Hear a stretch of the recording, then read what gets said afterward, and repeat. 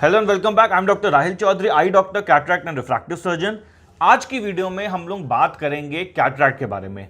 Cataract जिसको commonly सफ़ेद मोतियाबिंद या मोतियाबिंद भी कहा जाता है, मोतिया भी कहा जाता है, आंख में होने वाली सबसे कॉमन प्रॉब्लम है। तो आज सारा कुछ डिस्कस करेंगे कि क्या होता है ये मोतियाबिंद, क्या इसके ऑपरेशन होते हैं, कितने प्रकार के ऑपरेशन होते हैं इसके, कौन से लेंसेज अवेलेबल हैं, क्या कॉस्ट पड़ती है ऑपरेशन की, लेंसेज की क्या कॉस्ट पड़ती है, कब आपको ऑपरेशन कराना चाहिए। तो ये सारी जानकारी डिस्कस करेंगे। काफ़ी डिटेल्ड वीडियो बना रहा हूँ मैं, काफ़ी लंबा होने वाला है वीडियो। कोशिश करूंगा कैटरैक्ट से जुड़ी सारी जानकारी इस वीडियो में कवर करूं, तो एंड तक देखिएगा, बहुत कुछ सीखने को मिलेगा आपको इस वीडियो में। तो सबसे पहले आपको ये समझना जरूरी है कि ये सफ़ेद मोतिया या कैटरैक्ट होता क्या है। उसके लिए आपको ये आंख का मॉडल समझना जरूरी है। देखिए, हमारी आंख में तीन मेन चीज़ें होती हैं। सबसे पहले आगे आता है काली पुतली, उसके बाद आता है आंख के अंदर एक लेंस जो शीशे की तरह साफ होता है, और फिर आंख में आता है एक पर्दा। लाइट जो है वो सामने से आती है, काली पुतली और लेंस से होते हुए आपके पर्दे में पड़ती है, और पर्दे से एक नस निकलती है जो आपके दिमाग से कनेक्ट करती है और आप देख पाते हैं। एक नॉर्मल इंसान में ये लेंस बिल्कुल साफ होता है शीशे की तरह, लेकिन अगर ये लेंस कुछ इस तरह का हो जाए या कुछ इस तरह का सफ़ेद पड़ जाए तो उसको हम लोग सफ़ेद मोतिया या कैटरैक्ट कहते हैं। अब अगर लेंस में ये सफ़ेदी बन गई या लेंस में कैटरैक्ट हो गया तो होता यह है कि जो आंख के अंदर लाइट आ रही है वो कुछ हद तक इस कैटरैक्ट की वजह से रुक जाती है और कुछ ही लाइट पर्दे तक पहुंच पाती है, इसलिए आपको धुंधला दिखना शुरू हो जाता है। अब अगर आपकी आंख में ये सफ़ेद मोतियाबिंद आ रहा है तो कई तरह के सिम्टम्स आंख में आने शुरू हो जाते हैं। नज़र धुंधली हो जाती है, कभी कभार दो इमेजेस दिखनी शुरू हो जाती है कि अगर आप सपोज चांद को देखें तो दो चांद दिखने शुरू हो जाते हैं। आंखों में चौंध लगनी शुरू हो जाती है, रात को ड्राइव करें तो आंखों में हेडलाइट्स की बहुत चौंध लगती है, चश्मे का नंबर भी आ सकता है।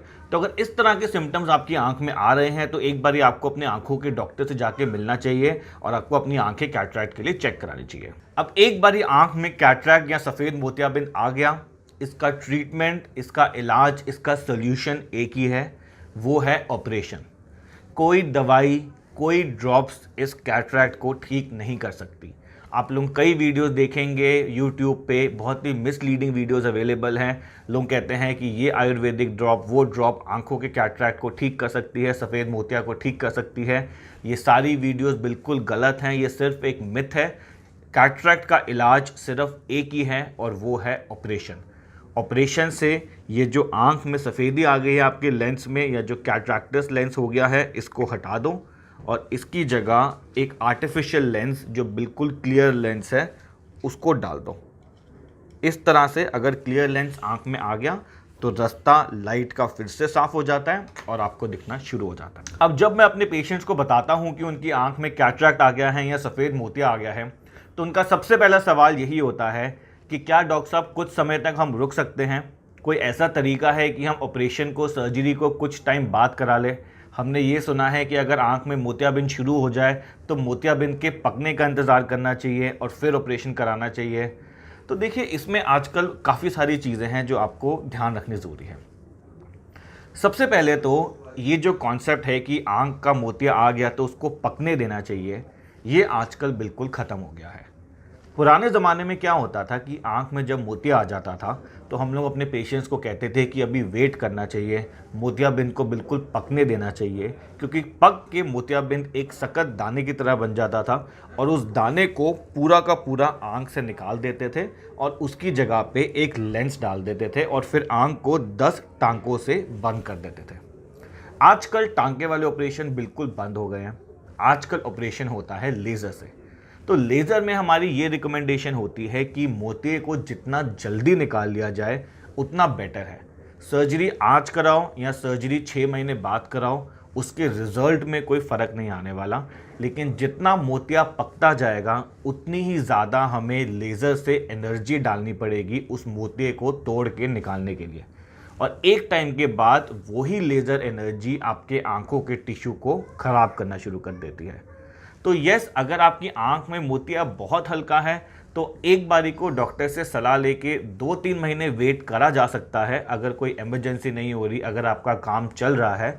लेकिन आजकल नई गाइडलाइंस के हिसाब से जितना जल्दी मोतिया को निकाल दिया जाए उतना बेटर रहता है। अब मोतियाबिंद का ऑपरेशन भी आजकल कई प्रकार के होते हैं और इसमें जो लेंस डाला जाता है वो भी आजकल कई प्रकार के आ गए हैं।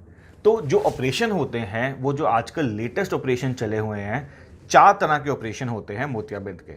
सबसे पहला होता है जिसको हम कहते हैं रेगुलर फेको, जिसमें आंख में करीब 3 मिलीमीटर का चीरा लगाया जाता है और मोतियाबिंद को निकाला जाता है।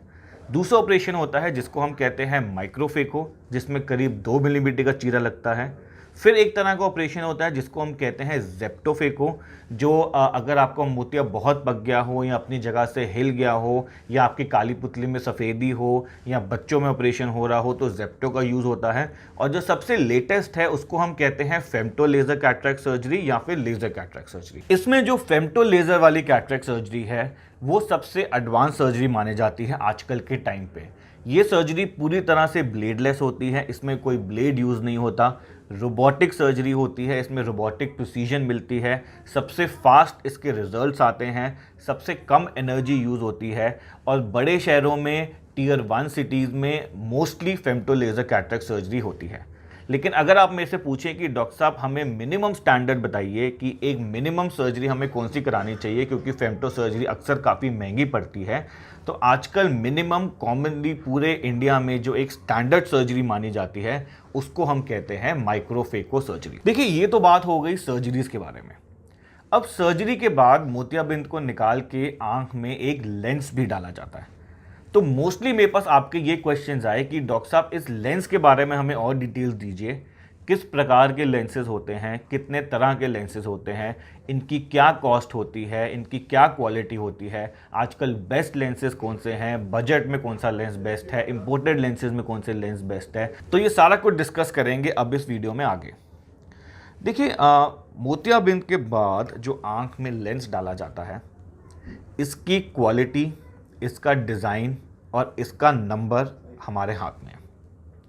तो अक्सर इस लेंस से हम आपके चश्मे का नंबर तक ठीक कर सकते हैं और हम लोगों की आजकल ये कोशिश रहती है कि जो कैटरैक्ट सर्जरी है आजकल कैटरैक्ट रिफ्रैक्टिव सर्जरी बन गई है कि मोतियाबिंद को निकाल के जो लेंस डाला जाए वो इस तरह का लेंस डाला जाए कि आपके आंखों के चश्मे का नंबर भी ठीक हो जाए। फ़र्ज़ के तौर पे अगर मान लीजिए आपकी आंख में +6 का नंबर है तो हम इसमें 27 नंबर का लेंस डाल के ये नंबर को ठीक कर सकते हैं। या मान लीजिए आपकी आंख में -20 का नंबर है तो हम 1 नंबर का लेंस डाल के इसको ठीक कर सकते हैं। ये एग्जैक्ट वैल्यूज़ नहीं हैं, एग्जैक्ट वैल्यूज़ हम लोग टेस्ट करके प्रॉपर्ली निकालते हैं, लेकिन रफली ये इस तरह की वैल्यूज़ निकलती है अगर आपके इस तरह के चश्मे के नंबर हो। अब इस लेंस का जो डिज़ाइन है और जो क्वालिटी है वो भी हमारे हाथ में है।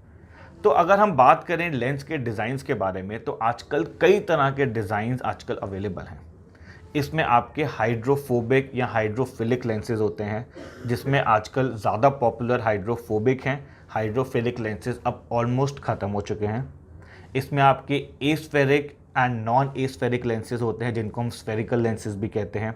आजकल एस्फेरिक लेंसेज ज़्यादा पॉपुलर हैं, ज़्यादा चलते हैं। इसमें आपके राउंड या स्क्वायर एज लेंसेज हो सकते हैं जिसमें स्क्वायर एज ज़्यादा पॉपुलर है। इसमें आपके यूवी लाइट को ब्लॉक करने वाले और क्लियर लेंसेज हो सकते हैं। जो यूवी लाइट ब्लॉक करते हैं उनको हम ब्लू फिल्टर लेंसेज भी कहते हैं। तो वो आपके पर्दे में जो हार्मफुल रेज है, जो ब्लू लाइट से पर्दा डैमेज हो सकता है, उनको रोकती है। इसमें येलो टिंट वाले और क्लियर लेंसेज हो सकते हैं।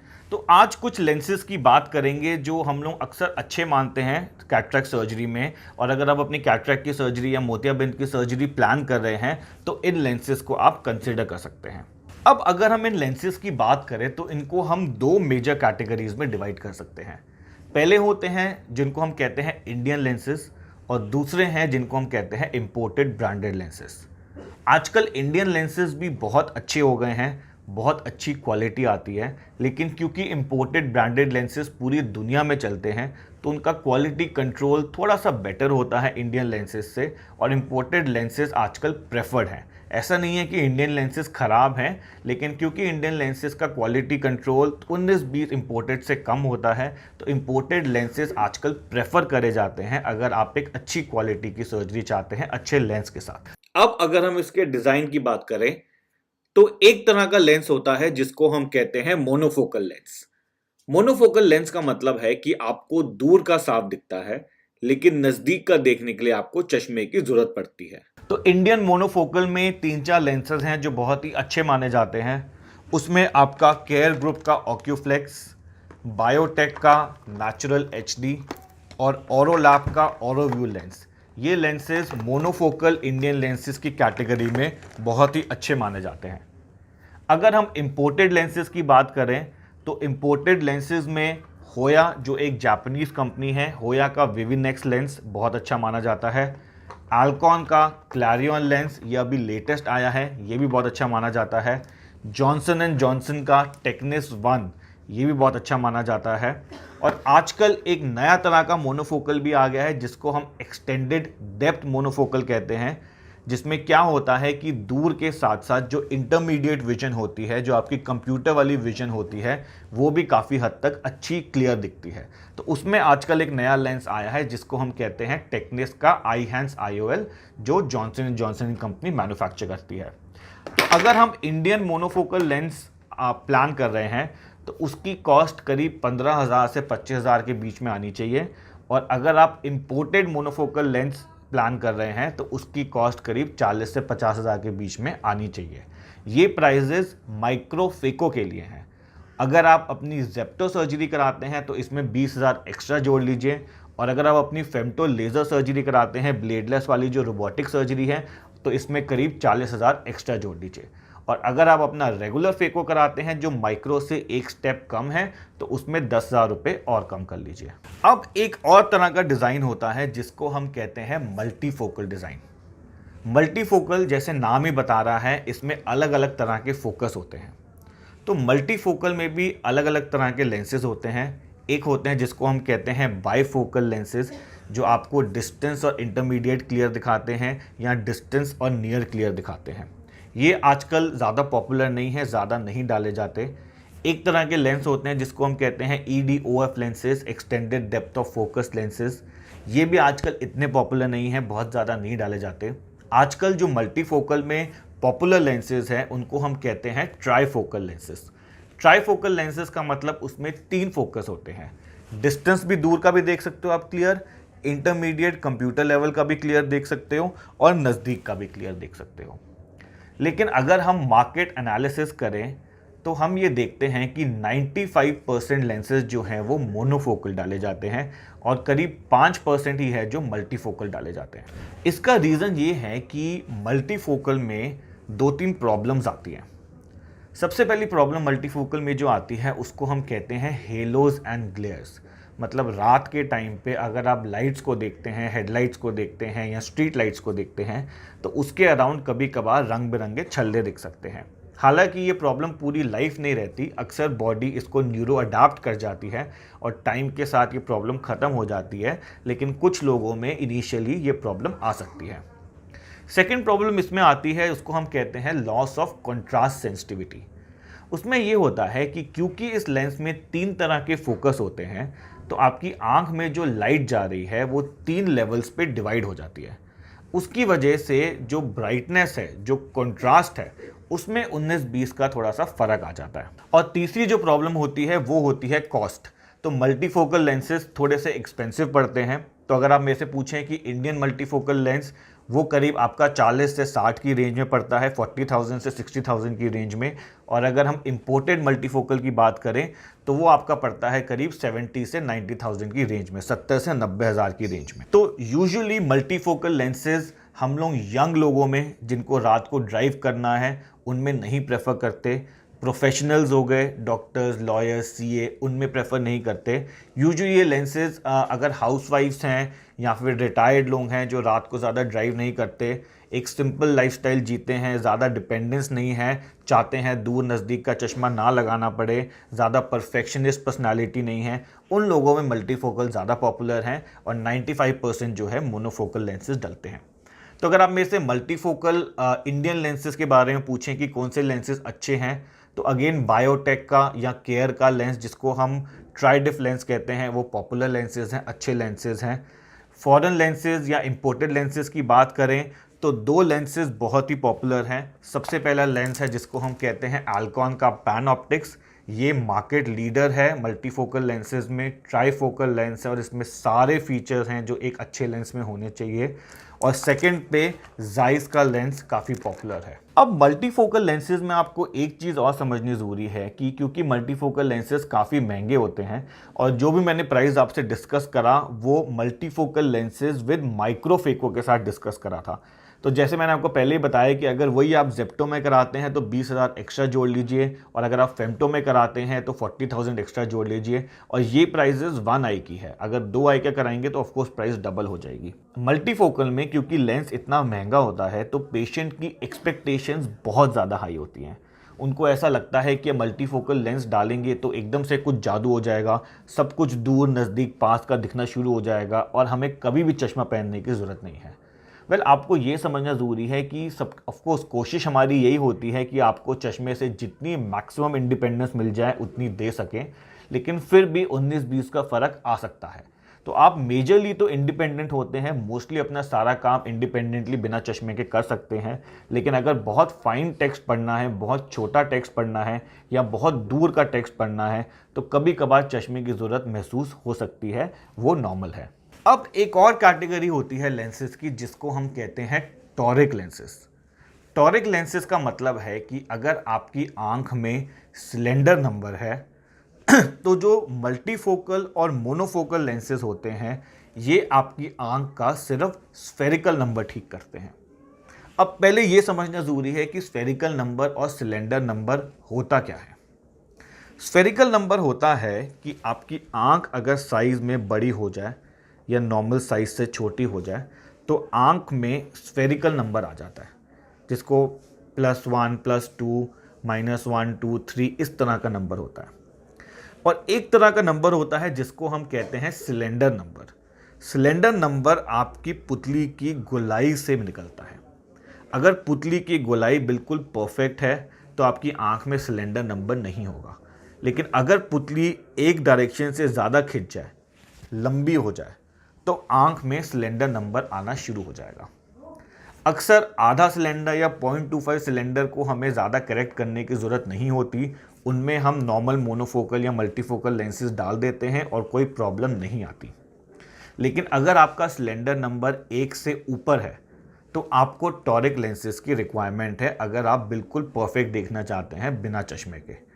तो ये सारे लेंसेज मोनोफोकल और मल्टीफोकल, इंडियन या इंपोर्टेड जो मैंने आपसे डिस्कस करे, ये सारे लेंसेज टॉरिक डिज़ाइन में भी अवेलेबल होते हैं। और टॉरिक जो आपका लेंस है वो तब प्रेफर करा जाएगा अगर आपकी आंख में सिलेंडर नंबर 1 से ज़्यादा है। अब काफ़ी सारे क्वेश्चंस आपने मेरे से पूछे थे कैटरैक्ट के बारे में, तो वो भी थोड़े बहुत क्वेश्चंस जो इंपॉर्टेंट क्वेश्चंस है वो डिस्कस कर लेते हैं। सबसे पहले क्वेश्चन जो आपने मेरे से पूछा था वो ये था कि अगर एक आंख में हमने एक तरह का लेंस डला लिया है तो क्या दूसरी आंख में हम दूसरा लेंस डलवा सकते हैं। फ़र्ज़ के तौर पे अगर एक आंख में मोनोफोकल डल गया है तो क्या दूसरी आंख में हम टॉरिक या मल्टीफोकल डलवा सकते हैं, या अगर एक आंख में एक कंपनी का मोनोफोकल है तो दूसरी आंख में हम दूसरी कंपनी का डलवा सकते हैं। डलवा सकते हैं, इसमें कोई प्रॉब्लम नहीं है, लेकिन अक्सर हम लोग ऐसा प्रेफर करते हैं कि जो लेंस आपकी एक आंख में डला है दूसरा लेंस भी दूसरी आंख में वही डलना चाहिए, डिफरेंट लेंस नहीं डलना चाहिए। फिर एक क्वेश्चन पूछा गया था कि अगर एक आंख में मैंने मोतियाबिंद का ऑपरेशन करा लिया तो मुझे कितना टाइम वेट करना चाहिए दूसरी आंख में ऑपरेट कराने के लिए, या क्या दोनों आंखें एक ही बारी में ऑपरेट हो सकती हैं। हम लोग बिल्कुल प्रेफर नहीं करते कि दोनों आंखें एक ही बारी में ऑपरेट की जाए। एक आंख के ऑपरेशन के बाद एटलीस्ट 1 महीना रुकना चाहिए, जब पहली आंख सेटल हो जाए फिर दूसरी आंख को ऑपरेट करना चाहिए। फिर क्वेश्चन पूछा गया था कि क्या मोतियाबिंद के ऑपरेशन के बाद मुझे चश्मा लगाना पड़ेगा। ये डिपेंड करता है कि कौन से टाइप का लेंस आप डलवाते हैं। अगर आप मोनोफोकल लेंस डलाते हैं तो आपको ऑफकोर्स नज़दीक के लिए जब भी रीडिंग राइटिंग का काम करना है चश्मा लगाना पड़ेगा। अगर आप मल्टीफोकल लेंस डलाते हैं तो चश्मे में इंडिपेंडेंस बहुत ही कम हो जाती है, लेकिन फिर भी मैंने आपको बताया था कि 19-20 का फ़र्क आ सकता है। बहुत फाइन टेक्स्ट पढ़ना है या बहुत दूर के छोटे अक्षर पढ़ने हैं तो उस समय चश्मे की रिक्वायरमेंट लग सकती है, लेकिन मोर और लेस आपके चश्मे का नंबर उससे काफ़ी सॉल्व हो जाता है और चश्मे की रिक्वायरमेंट नहीं लगती। फिर एक क्वेश्चन मेरे पास आया था कि अगर मैंने अपनी आंख में एक मोनोफोकल लेंस डलवा लिया है, क्या मैं उस लेंस को निकाल के मल्टीफोकल में चेंज करा सकता हूँ। वेल ऑफ कोर्स पॉसिबल है ये करना, लेकिन मेरी रिकमेंडेशन में ऐसा करना नहीं चाहिए, क्योंकि अगर एक लेंस आंख में डल गया है, ऑपरेशन होकर सेटल हो गया है, तो उसको निकालने में काफ़ी सर्जिकल मैनिपुलेशन इन्वॉल्व होती है और उसमें फ़ायदे से ज़्यादा कॉम्प्लिकेशंस हो सकते हैं। तो अगर एक आंख में लेंस डल चुका है, अपनी जगह सेटल हो चुका है, तो मेरी रिकमेंडेशन है कि उस लेंस को नहीं छेड़ना चाहिए, अपनी जगह पे पड़े रहना चाहिए और दूसरी आंख के लिए आप दूसरी तरह का डिज़ाइन जो है वो प्लान कर सकते हैं। फिर एक मेरे से क्वेश्चन पूछा था कि डॉक्टर साहब ये आफ्टर कैटरैक्ट या आंख में झिल्ली आना क्या होता है। मेरी मतलब किसी ने मेरे से ये क्वेश्चन पूछा था कि ऑपरेशन कराए हुए करीब 4-5 साल हो गए, ऑपरेशन के बाद बिल्कुल साफ दिख रहा था, लेकिन आंख में अब धुंधला दिखना शुरू हो गया है। तो देखिए बेसिकली झिल्ली आने को हम लोग आफ्टर कैटरैक्ट भी कहते हैं। उसमें होता ये है कि आपकी लेंस के पीछे कुछ सफ़ेदी आ जाती है, जिसकी वजह से नज़र जो है वो धुंधली हो जाती है। तो एक याक लेज़र होता है, उससे हम ये झिल्ली काट सकते हैं और झिल्ली काटने के बाद नज़र जो है वो फिर से साफ हो जाती है। फिर मेरे से किसी ने पूछा था कि मैं डायबिटिक हूँ तो कौन सा लेंस प्रेफर होना चाहिए। देखिए डायबिटिक में मोस्टली हम लोग मोनोफोकल लेंस प्रेफर करते हैं, क्योंकि अक्सर डायबिटिक पेशेंट्स को आगे पर्दे में लेज़र कराने की भी ज़रूरत महसूस हो सकती है। तो अगर मल्टीफोकल होता है तो लेज़र करना मुश्किल हो जाता है, इसलिए डायबिटिक पेशेंट्स को मोनोफोकल लेंस ही डलवाना चाहिए। फिर मेरे से किसी ने पूछा था कि अगर मैंने आज एक तरह का लेंस डलवा लिया और 5-10 साल बाद कोई नया तरह का डिज़ाइन आ जाए, बेटर लेंस आ जाए, तो क्या मैं अपने लेंस को हटा के नया लेंस डलवा सकता हूँ? वेल ऑफकोर्स एक तरह का रिपीटेड क्वेश्चन है।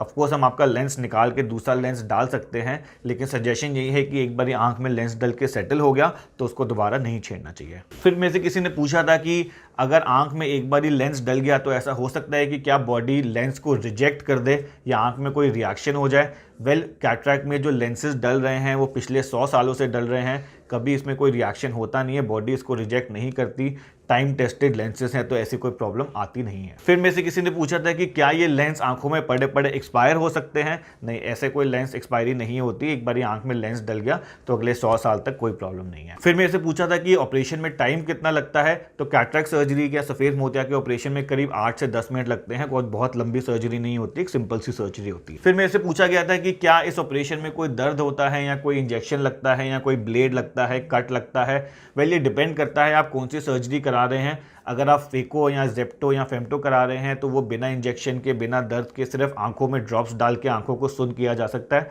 अगर आप ब्लेडलेस सर्जरी चाहते हैं, आप चाहते हैं कि आंख में किसी ब्लेड से चीरा ना लगाया जाए, तो आजकल ब्लेडलेस फेमटो लेज़र सर्जरीज भी अवेलेबल हैं, तो उसमें ब्लेडलेस हो जाता है और रिकवरी उसमें और फास्ट हो जाती है। फिर मेरे से क्वेश्चन पूछा था कि ऑपरेशन के बाद कितने टाइम बाद अपने ऑफिस का काम शुरू कर सकते हैं। वेल इसमें कोई ज़्यादा प्रिकॉशन नहीं होती, 2-3 दिन हम कहते हैं कि थोड़ा ऑफिस से छुट्टी ले लो। ऑपरेशन के बाद थोड़े प्रिकॉशन रखने होते हैं, काला चश्मा पहनना होता है, ज़्यादा धूल मिट्टी में नहीं निकलना होता, गले के नीचे नहाना होता है, 1 हफ्ता आंखों को पानी से बचाना होता है। लेकिन 2-3 दिन बाद आप इतने फिट हो जाते हैं कि अपने ऑफिस की रूटीन एक्टिविटी शुरू कर सकते हैं। इसमें कोई बेड रेस्ट की जरूरत नहीं है, आप इंडिपेंडेंट होते हैं, घूम फिर सकते हैं। फिर मेरे से पूछा था कि ऑपरेशन से पहले कौन से टेस्ट कराने चाहिए।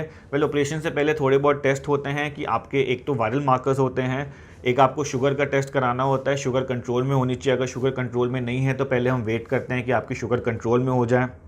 आपका एक ईसीजी होता है, हार्ट का चेकअप होता है। अगर हार्ट में कोई प्रॉब्लम है तो आपको क्लियरेंस लेनी पड़ती है अपने कार्डियोलॉजिस्ट से, हार्ट के डॉक्टर से, कि सब कुछ फिट है। ठीक है, बस ये कुछ बेसिक टेस्ट होते हैं, कुछ बहुत ज़्यादा हाई एंड टेस्ट इसमें नहीं होते हैं। फिर कुछ लोग पूछते हैं कि ऑपरेशन से पहले कौन सी दवाइयाँ डालनी है, ऑपरेशन के बाद कौन सी दवाइयाँ डालनी है। वेल बहुत कुछ ज़्यादा कॉम्प्लिकेटेड दवाइयाँ नहीं होती। ऑपरेशन से पहले हम आपको कुछ एंटीबायोटिक ड्रॉप्स देते हैं जो आपको 1-2 दिन पहले डालनी होती है, दिन में 5-6 बार। और ऑपरेशन के बाद वही आपकी antibiotic drops, anti inflammatory drops, pain killers, इस तरह की ड्रॉप्स चलती हैं जो आपको करीब 1 महीना डालनी होती है। फिर मेरे से क्वेश्चन पूछा गया कि क्या आंखों में लेंस पड़ा हुआ है वो मुझे महसूस होगा या वो बाहर से दिखेगा। वेल कोई टॉर्च मार के अगर आंखों का डॉक्टर देखता है तो उनको तो समझ आ ही जाएगा कि आंख में लेंस पड़ा हुआ है, लेकिन रूटीन में अगर कोई नॉर्मल इंसान आपकी आंखों को देखता है तो आंखें बिल्कुल नॉर्मल लगती हैं और आपको बिल्कुल भी महसूस नहीं होता कि आंख के अंदर कोई लेंस पड़ा हुआ है। फिर किसी ने मेरे से पूछा था कि आंखों में मेकअप कब से यूज़ कर सकते हैं या heavy activity, gymming, jogging, running, इस तरह की एक्टिविटीज़ कब शुरू कर सकते हैं। वेल करीब 3 से 4 हफ्ते बाद आंख पूरी तरह से सेटल हो जाती है, उसके बाद अपना मेकअप शुरू कर सकते हैं और कोई भी जिमिंग, जॉगिंग, रनिंग, स्विमिंग, इस तरह की हैवी एक्टिविटी, एडवेंचर स्पोर्ट्स वगैरह वो सब शुरू कर सकते हैं, कोई प्रॉब्लम नहीं है। फिर किसी ने मेरे से पूछा कि ऑपरेशन के बाद कितनी बार दिखाने आना पड़ेगा, कितने फॉलोअप्स लेने पड़ेंगे।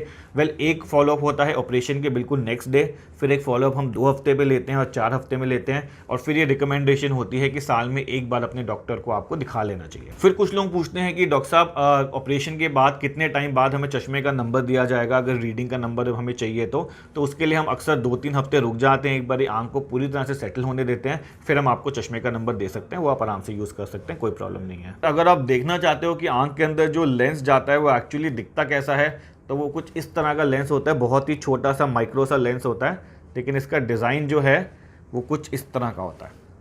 तो मैंने कोशिश करी है कि ज़्यादा से ज़्यादा इन्फॉर्मेशन कवर कर पाऊँ सफ़ेद मोतियाँ कैटरैक्ट के बारे में। फिर भी ऑफकोर्स आपके मन में कोई भी डाउट है तो आप मेरे से नीचे कमेंट बॉक्स में पढ़ सकते हैं, फिर मैं और क्वेश्चंस इकट्ठे करके एक नया वीडियो बनाएंगे कैटरैक्ट की इन्फॉर्मेशन के बारे में और कैटरैक्ट के बारे में और डिटेल में डिस्कस करेंगे।